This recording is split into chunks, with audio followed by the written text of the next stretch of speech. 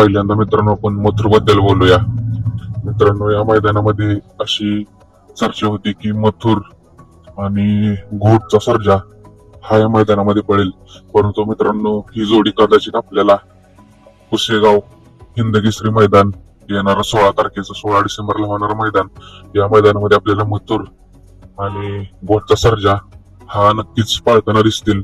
परंतु मित्रांनो, एका बाईट मध्ये राहुल शेठ स्वतः बोलले होते की आपण एखाद्या मोठ्या मैदानामध्ये म्हणजे वडकीच्या किंवा पुसेगावच्या मैदानामध्ये आपण कॉकटेल उर्फ सुंदर पिंटू शेठ मोडक यांच्या धावणीचा बैल त्याच्यासोबत पायरा करणार आहे. तर मित्रांनो, पुसेगावचं तर फिक्स झालेलं आहे, घोटचा सर्जा आणि मथुर. मग त्यामुळे कदाचित आता या उडकीच्या मैदानामध्ये आपला मथुर 1001 हा पिंटू शेठ मोडक यांच्या कॉकटेल उर्फ सुंदर त्याच्यासोबत पाहण्याची शक्यता आहे. मित्रांनो, अजून कन्फर्म झालेलं नाही. कन्फर्म झाला की लगेच पुन्हा व्हिडिओ टाकेन, परंतु हा एक अंदाजित पायरा आहे, कारण 100% मथुर कॉकटेल सोबतच पळू शकतो.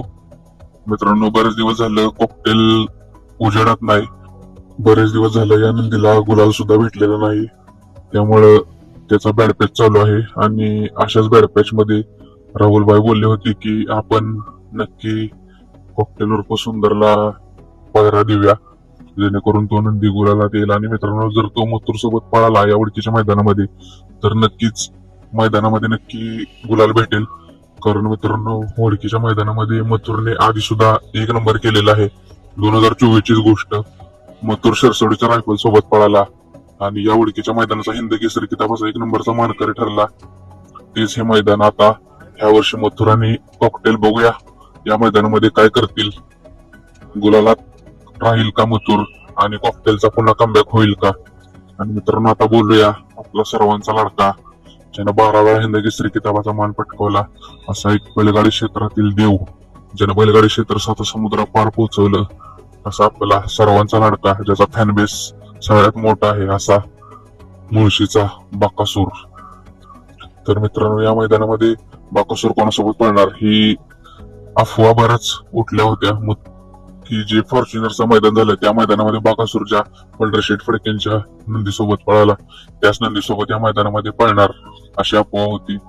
परंतु मित्रांनो, माझ्या मते आपल्याला बाकासूर या मैदानामध्ये लखन संभाजीनगर एक्सप्रेस फॉर्च्युनरचा मैदानाचा मानकरी ठरलेला असा लखन त्याच्यासोबत पळताना दिसू शकतो. जर त्याच्यासोबत पळाला नाही तर मग मित्रांनो, नक्कीच घोटचा सर्जा सोबत आपल्याला बाकासूर पळताना दिसू शकतो. आणि याआधी पण तुम्ही बघितलंय बाकासूर आणि घोटचा सर्जा ही जोडी जेव्हा जेव्हा मैदानामध्ये आली तेव्हा त्या जोडीनं काय केलंय, अंतर टाकून मित्रांनो फायनलला पाळलेली ही जोडी आहे. ही जोडी आपल्याला या ओळखीच्या हिंद केसरी मैदानामध्ये पळताना दिसू शकते. नक्कीच मित्रांनो, अतिशय चांगलं मैदान पार पडेल आणि काही नंदींचा बॅडपॅच चालू आहे, ते नंदी या मैदानामध्ये नक्कीच उजेडात येतील आणि हिंद केसरी किताबाचा मान देखील पटकवतील. आणि यानंतर लगेच पुसेगाव हिंद केसरीचं मैदान आहे 16 तारखेला. मला नाही वाटत 5 तारखेनंतर कोणतेही नंदी बाकीच्या मैदानामध्ये पळतील, कारण जे हिंद केसरी किताबाचं मानाचं मैदान आहे 16 तारखेचं, त्या मैदानासाठी सर्व पूर्व तयारीशी आहेत. प्रत्येकाचा पायरा झालेला आहे, परंतु अजून पैरे आलेले नाहीत मित्रांनो आपल्यापर्यंत, कारण आजकाल पैरे कोण फोडत नाही, डायरेक्ट मैदानामध्ये धप्पा देतात.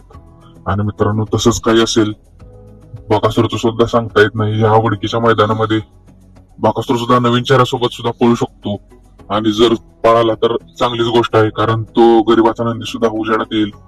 परंतु मिळालेल्या माहितीनुसार घोटचा सर्जा हाच बाकासूर सोबत पळण्याची शक्यता आहे. मित्रांनो, तुम्हाला काय वाटतंय, बाकासूर आणि मथुरचा पायरा नक्की कोणासोबत आहे याबद्दलचा तुमचा अंदाज कमेंट करून व्हिडिओच्या खाली नक्की सांगा.